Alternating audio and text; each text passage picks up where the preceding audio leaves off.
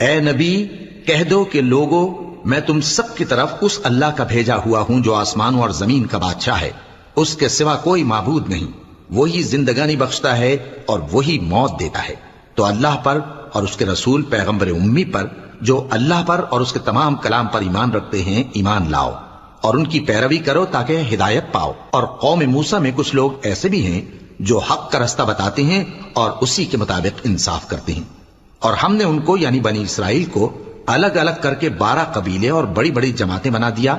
और जब मूसा से उनकी कौम ने पानी तलब किया तो हमने उनकी तरफ वही भेजी कि अपनी लाठी पत्थर पर मार दो।